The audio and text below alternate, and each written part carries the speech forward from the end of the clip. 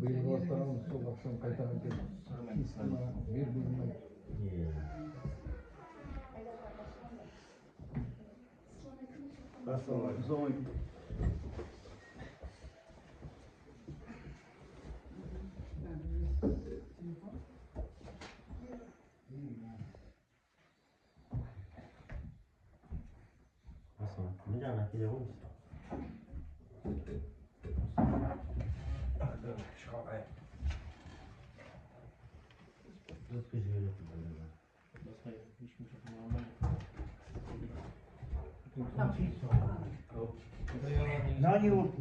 Регистрация кім болды мұнда? Ничего, жазып жүрші. Біздің атамызға бір жарғы кредит алады.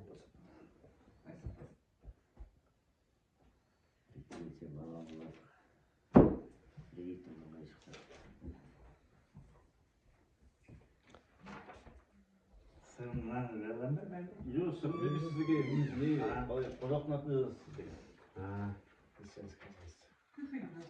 Kırsak belli директорденчи. Там или про листочек пустых? Кафе қасында. Көпірді бастады ма жаңында? Арал төйді? Бүттен. Жоқ, несін айтамын, үстіне асфальт. Бастайын деп жатырмын өзі. Бүгін бастаймыз.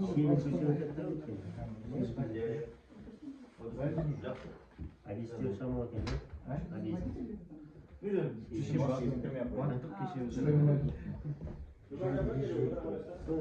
Екі күн үш күн шыдамас, жібереміз. Біліп тұрмын, қазір песок тапырып қойдық. Ана песок шығарса бәрі езіп тастайды. Грейдермен былайдан тартасың, былайдан тартасың, езіп қояды. Біліп тұрмын. Кейсін тұрайын тағы. Қиыннан жерде өткен, мен не Звондаваттым бәрі. Не жазайын? Қайда істейсіз? Ветеринарный. Я солай жаздым.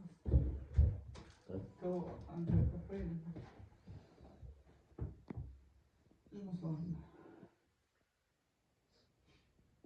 Екі погрузчикті бір грейдерді тоқтатпаймыз уже. Сол жерде тұр какая. Олай тек шиебін төсеп жүретін ғой. Сонда мақсат қандай? Қазір айтамын саған. Күн тәртібін бәрін. Күн тәртібінде не оны қарап тақтағы не бар ғой. Содан сазбен дейді отыр. Қоғамдық тыңдауын, халықтың пікірін тыңдайды ғой. Одан не алайын деп жатыр? Саз. Саз алады, қайда алады? Жолға Өзіміздің жолға төсеуге ме? Иә, екі жолға сол жерден топырағын беріп жатыр. Қысқаша айтқанда, болды ғой. Тоғайтса Сіздерде саз жоқ, қара топырақ бар. Иә. Ана жерден тықсаң да қара топырақ, қара топырақ ол ұстамайды, білесіздер. Это Иран ведер запомнил? Балшық шайып кетеді. Бер свой. Свой среди чужих. Я уже талды Таскулакский. Значит, вы свой вообще, местный здесь. Таскадықский, да?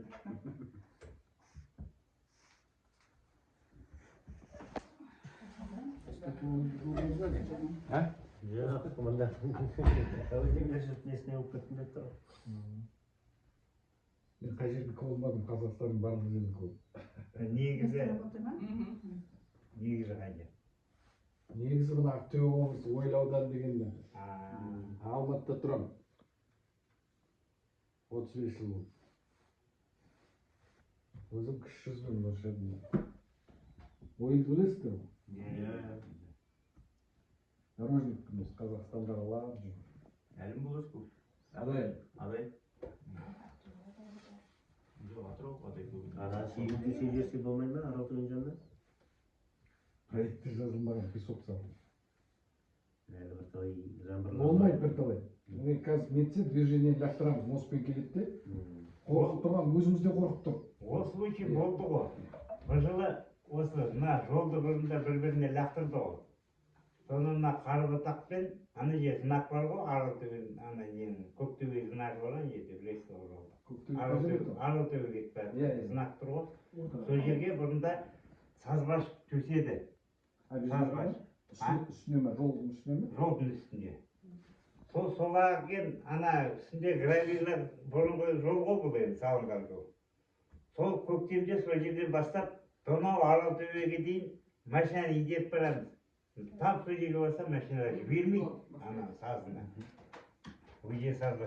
Ол сазбаш берсеге дейді сразу пайдаланып тастамаса, үстіне біресе құйып тастамаса, ол тағы да болмайды.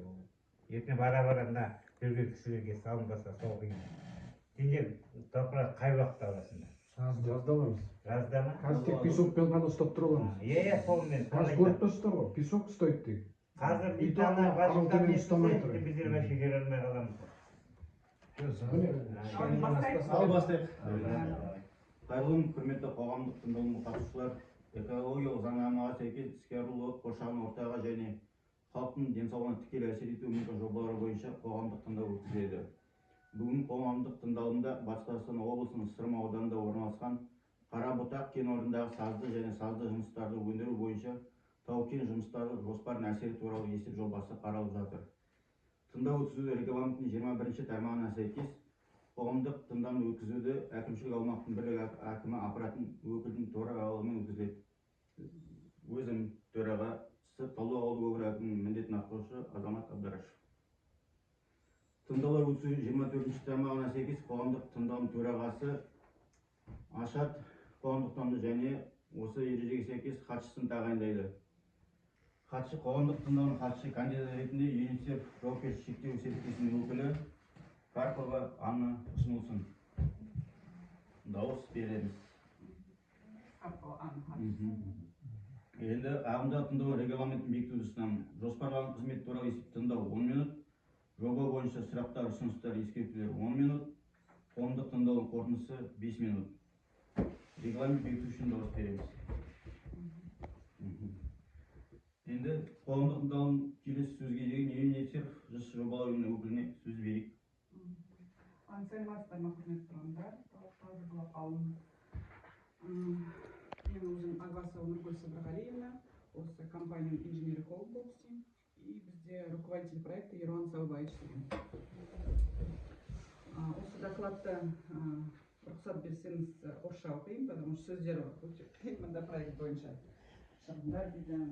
Бізге өз сөзімен түсіндіріп берсеңіз де болады. Ну, проект обязательно оқу керек. Оқу керек, да? 5 минут надо. План горных работ на добычу глины и глинистых пород на месторождении Карабутак, расположен в Сырымском районе Западно-Казахстанской области, выполнен по заданию на проектирование ТО ЮНИСЕФ. Глины и глинистые породы с месторождения будут использоваться только для реконструкции автомобильной дороги Бурлинов-Тайжин-Пипи. Месторождение было разведано в 1925 году в пределах географических координат, указанных разрешения на разведку. В результате выполненных геологоразведочных работ было разведано и выявлено месторождение глины и глинистых пород на Карабутак. Да, доказанные запасы глины и глинистых пород подсчитаны в количестве 91 тысячи кубических метров. В административном отношении участок Карабутак расположен в Талдыбулакском сельском округе Сырымского района Западно-Казахстанской области. Ближайшим населенным пунктом для участка является село Талдыбулак, расположен в 10 километрах северо-восточнее участка.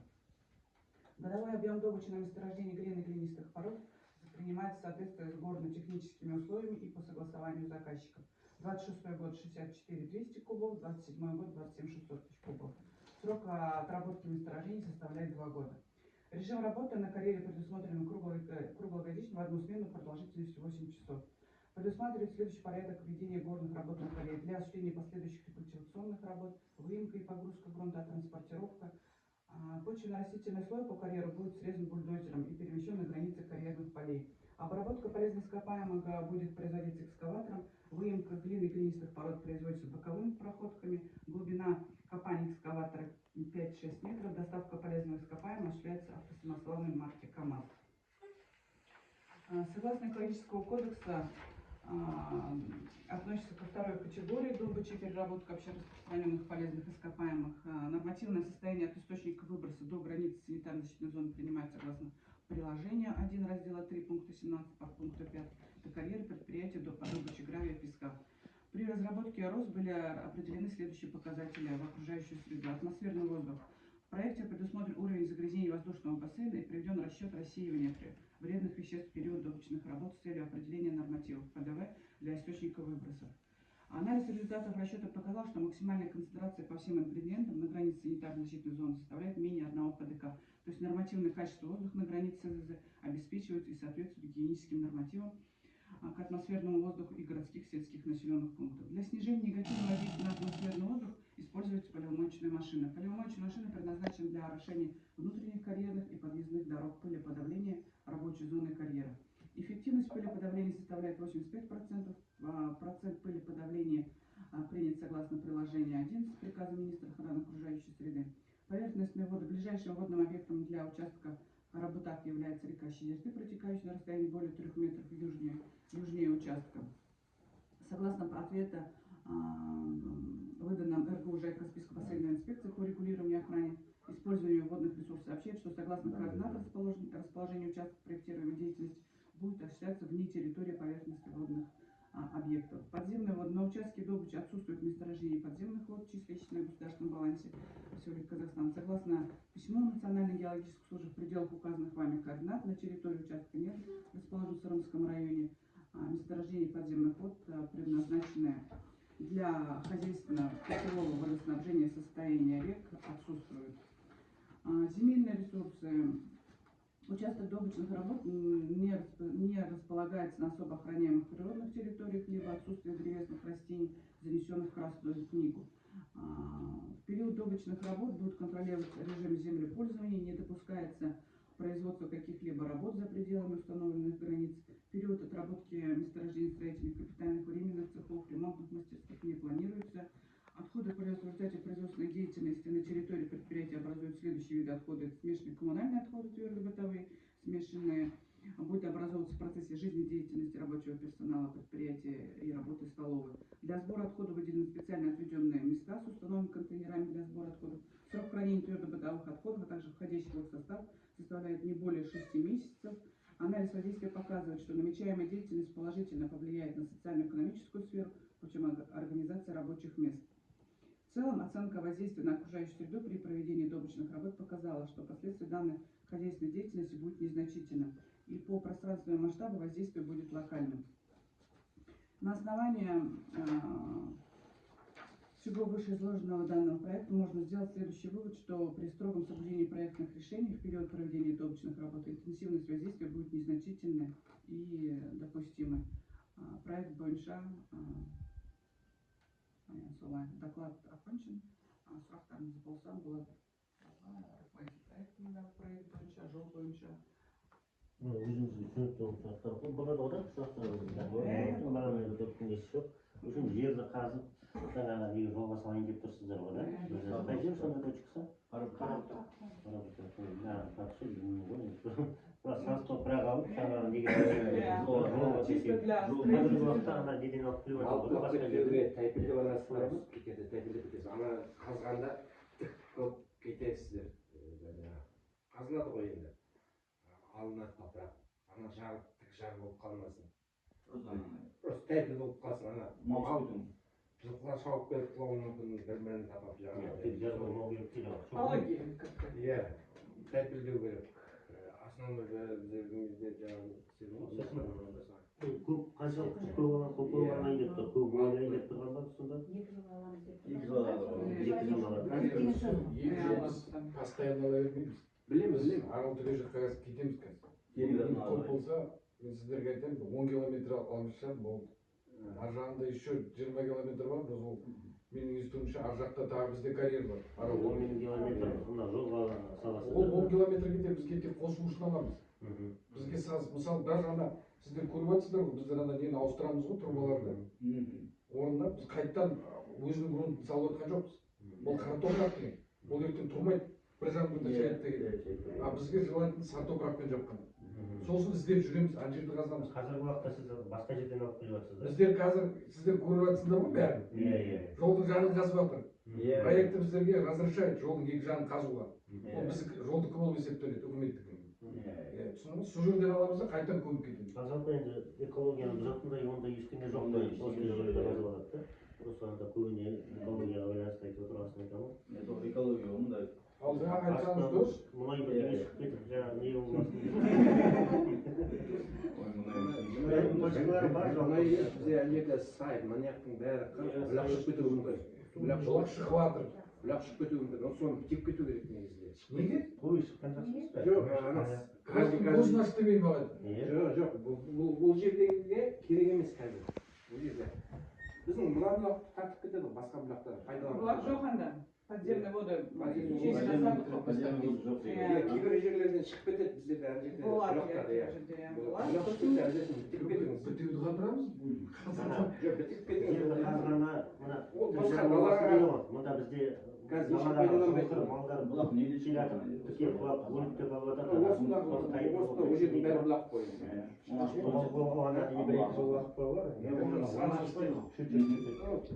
Александр Коншын көрдіңіздер ғой? Мына жақта бәрін жауып кеттік тесігіміздің бәрі. Бәрін экология қылып, ешқандай ол жерде бір случай болды, мен жасырмай ақ қояйын. Мал түсіп кетті. Әйтеуір өлген жоқ, өлсе жанымыз шығады екен. Бәрін нетіп тастай қылып кетті. Bunda da sol var. Жолды қашан бітіресіздер? Үкімет ақшасы. Не, мына сосын мына сіздер дейтін су алып жүрсіздер ғой енді жаңағыдай. Питьевой су бізден аласыз, мына ол жолда основной су шағын басып тұрасыздар ғой жаздай. Судың бастығы үшін. Телефонды сөйлесіп болды ме? Иә. Сонда ана мына сізде қарабұтақ қазір ана жерде салатын жолымыз бар ғой, мына жерде бөгет. Бөгеттің мына жанын былай жырып кетті. Қазір сіздер анаған бір 7-8 машина топырақ түсіп, сол жерден жанынан ана бөгетті біте қойсаңыз, жаздай сізге жолға шашуға су ана жерден ала алмайсыз, жақын жерден. Речкіден ба? Речка, мынау тек речканың жанында қарабұтақтың мына Жақында болдыңыз ба? А? Жақында болған жоқ. Бөгет бар уже. Бөгет бар. Бөгеттің тек мына жанын жырып кетті.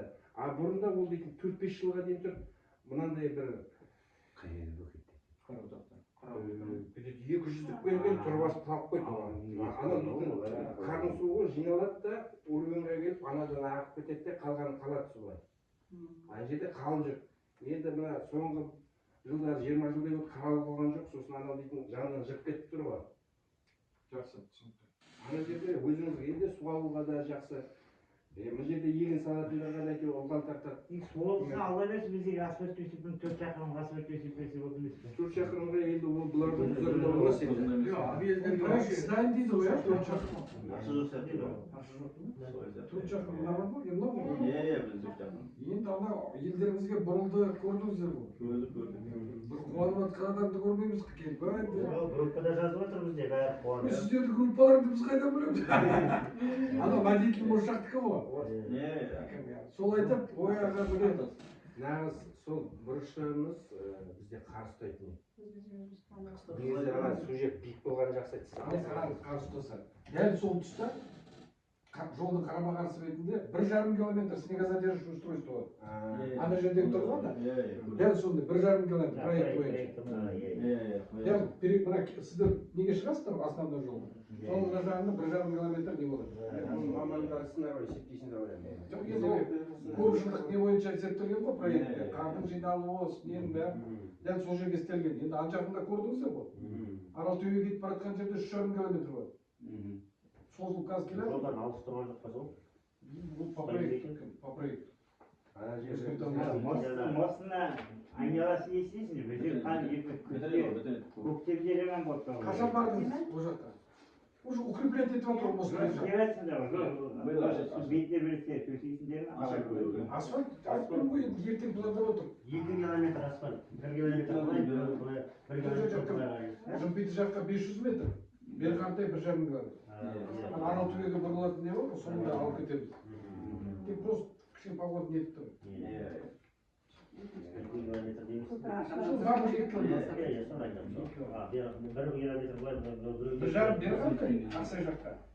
500 метр жымпиты жаққа. Жанын көтеріп, кеңейтіп күшті болған екен ана жерде. сосын біздер ауыл болғасын жаңағы не бар? Сіздерде күш бар, техника бар дегендей. Анда-санда бізге көмек керек болады, ауылдың тазалығы, бұл жерде көктемде бөгетіміз бар. Енді біздерде оның әлгі салатын әкімшілік не жоқ, проектісі жоқ. Тек біздер көктемде анаған топырақ төгемізде уақытша су жинап аламыз жаздай. Ертең көктемде қайтадан алып кетеді. Көктемде көмектерін солай. Ана жерде топырақ төгіп, ұстап берсеңіз. Болмаса өзінің немен шешіп береді. Үлкен болса үлкен бастарды жүргізеді. Жоқ, үлкен дейтін бұл үлкен емес. Метр көтеріп. Проектте бөгет деген жоқ. Бәрін тапсырдым уже проектті. 50 метр ма екен қосымына? Азамат примерно неге бөгетті? Бөгетті зорлайды дейміз ғой. Қаражат шығарса бұларға істеп тұру момент қой негізі. Уақытша бітіп Ауылдан тоқтықтай қаражат шығарса ол сіз гарантийный бетонировать етіп қоятын не емес енді. Просто тек топырақпен төсеп беру ол енді былай нелегальный не ғой былай айтқанда. Біздер бермейміз деп береміз. Алдау маған керек. Топырағымыз да бәрі өзімізде. Кішкентай жер болса істеп береміз. Кішкентай жер. 50 метр көп қой. Сұраймын бастардан. Ой, 10 метр болса, соны есеп беру керек. бастарым айтады ғой, сен чем занимаешься? Қазір басқа ойға кетеді ғой. Көрсетейік Жоқ енді ауылдың тракторлерімен үйтмей істеп жүріп қой енді былай қарағанда КамАЗбен немесе сары топырақ емес бізде дейді мында қасында көкшебеннен қаразамыз. Жолға төселген Ол жақсы осы сендер. осымен бітеміз иә. Міне жолдың бәріне төселген сол. Он шақты машина болса шешіп беремін. 10 шақты машина оның өзі Он шақты машина одан артық кетпейді. Біреу отырып айтады ғой. Иә. Артық кетпейді одан. Оның өзі бір талайшаға көмек болады негізі 10 шақты машина. Сізде күш бар, ауылда халық бар деген сияқты сол сізге көмектесіп жіберсеңіздер, басқа сұрағымыз жоқ ондай. Әйтеуір ішетін малдың суы жаңа бәрі қазір барып әлі бар ғой бізде ой ғой мен бағдарға Бірақ жер ғой мынау. Қытай алмай тұрмыз ғой сол ғой техникалық күш жоқ. Өйтсе бәлен ақшаны салды мына неге. Біреу үлкендермен ақылдаспай, несін етпей талаптар ақшаны бесплатный ақша кесе лақтырмайды. Сен ақылдасын нетсе бұзып кетіп жатыр қайта. Ағасына келісіп бір нетіп жатса мусор шығаруға да мысалы біздерде жылда дейтін камахоз анау мынау жекелер шақырып жүр. Әрбір үйдің ба? Иә, погрузчикпен КамАЗ келеді, 2 КамАЗ келеді, бір күнде ауылдың мусорын шығарып кетеді. Мысалы қыстай енді халық қой төлейтін ақшасын несін береміз жаңағыдай тазалайтын атты жаңағы 1-2 КамАЗ прицебімен келіп шығарып кетіп жүр ғой жаздай. Қаншадан кетті осы? 8 мыңнан 8 мыңнан 16 мың прицебімен бе? 8 мың. Машинасымен нені? Сіздер кездесті, мусорға мен алаңдаймын. Адам істеуге Бастарда дұрыс жүрмейді. Сендер мусор шығарып жүрсіңдер дейді, жол салып жүрсіңдер. Ал қазір бір жерде сендер уәде беріп, ой қатырамын енді кете алмаймын, ондай жастар емес. Айттым ба істеуім керек, солай ма? Ана бөгетті жаңағыдай өздеріңізде су аласыздар, болашақта. Оны істейміз. Айтсаңыз дұрыс өтеді. Өздеріңіз су аласыздар. Сосын ыңғайлы болса, жаңа сізде мамандар бар ғой, бір тұрба сала қойса, жаңа уровеньнен келгеннен кейін тұрбамен ағып кететін ғой. Жаңа бітегеннен кейін бөгетті нетпейтін ғой, мына уровеньнен келгеннен кейін отвод сала қойсаңыздар.